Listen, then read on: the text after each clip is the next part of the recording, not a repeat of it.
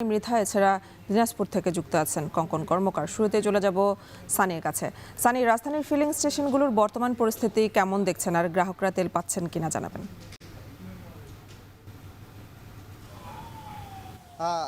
এনে আপনাকে যেমনটা এর আগের লাইভেও বলেছিলাম, আসলে এই যে সংকটের যে চিত্র সেটি অপরিবর্তিত, অর্থাৎ রাত দিন সকাল দুপুর বিকেল যখনই আমরা ফিলিং স্টেশনগুলোতে যাই সেই দীর্ঘ লাইনের চিত্র কিন্তু আমরা দেখতে পাই। সেই একই ধারাবাহিকতায় অপরিবর্তিত চিত্র কিন্তু আজও রয়েছে, এখনও রয়েছে দীর্ঘ লাইন। আমি এখন বিজয় সরণির ট্রাস্ট ফিলিং স্টেশনে রয়েছে। এখানে কিন্তু একদম মহাখালী থেকে জাহাঙ্গীর গেট থেকে শুরু করে একদম মহাখালী পর্যন্ত এই দীর্ঘ লাইন চলে গিয়েছে। পর্যায়ক্রমে ক্রমান্বয়ে বিভিন্ন গাড়ির ক্ষেত্র বিশেষে কিন্তু তারা এখানে তেল সরবরাহ করছে। যেহেতু অনেক পেট্রোল পাম্প কিন্তু বন্ধ হয়ে যায়, অনেক পাম্প কিছু সময় নির্ধারণ করা থাকে যে 8 ঘন্টা 10 ঘন্টা পর আবার ডিপোতে তেল আনতে যায়। এই জায়গা থেকে কিছুটা আলাদা চিত্র ট্রাস্টের। এখানে 24 ঘন্টায় কিন্তু গ্রাহকদের তেল সরবরাহ করা থাকে। তবে রেশনিং পদ্ধতিতে শুরুর দিকে থাকলেও সরকারের পক্ষ থেকে সেটি উঠিয়ে নেওয়া হলো। সম্পূর্ণ যেসব জায়গায় তেল সরবরাহ করা হচ্ছে পেট্রোল পাম্পগুলোতে, সেসব জায়গায় কিন্তু তাদের নিজেদের মতো করে রেশনিং পদ্ধতি চালু রয়েছে। অর্থাৎ আমি যদি ট্রাস্টের কথা বলি, এখানে এসে দেখলাম যে এখানকার যারা বাইকাররা আছেন, বাইক চালকরা সর্বমোট 1000 টাকার তেল সংগ্রহ করতে পারবেন।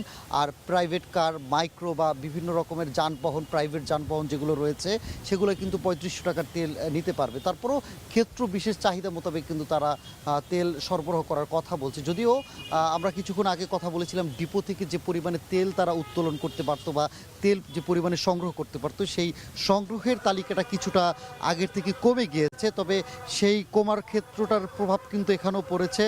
সেই কমার ক্ষেত্রে কিন্তু এখন পর্যন্ত যে রেশনিং করে কিন্তু তাদেরকে তেল দিতে হচ্ছে।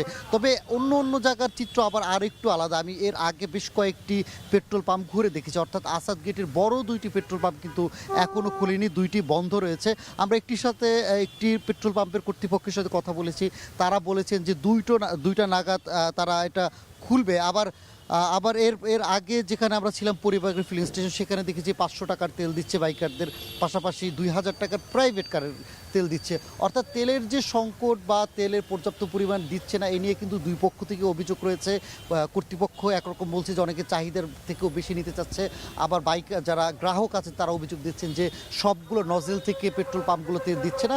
তবে এখনও সেই দুর্ভোগ লম্বা দীর্ঘ চিত্র প্রত্যেকটা পেট্রোল পাম্পই রাজধানীর রয়েছে, সেটা আমরা দেখেছি। এই পেট্রোল পাম্পের বাকি দুর্ভোগ বা দীর্ঘ লাইন নিয়ে আমরা দিনাজপুরে কঙ্কন কর্মকারের কাছে যেতে চাই। কঙ্কন, জানাবেন যে আপনার ওখানকার গ্রাহকরা তেল সংগ্রহ করতে কতটা দুর্ভোগে পড়ছে বা সেখানকার সবশেষ পরিস্থিতি কি?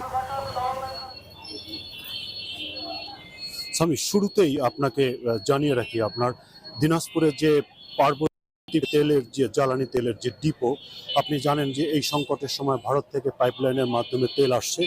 তো আপনার গত মার্চে কিন্তু 3 দফায় 15,000 মেট্রিক টন তেল এসেছে এবং এ মাসে কিন্তু এই প্রথম গতকালকে কিন্তু 8,000 মেট্রিক টন ডিজেল যেটি পাম্পিং শুরু হয়েছে। এবং এই ডিপোর যে কর্মকর্তা তারা বলছেন যে এটি আগামী 11 তারিখের মধ্যে কিন্তু এই আপনার এই তেল পাম্পিং শেষ হবে। এখানকার বলছেন যে এই তেল বলা যায় যে দেশের জ্বালানি সংকটের বর্তমান পরিস্থিতি নিয়ে জানাচ্ছিলেন সহকর্মীরা। এখন বাণিজ্যে নিচ্ছে একটি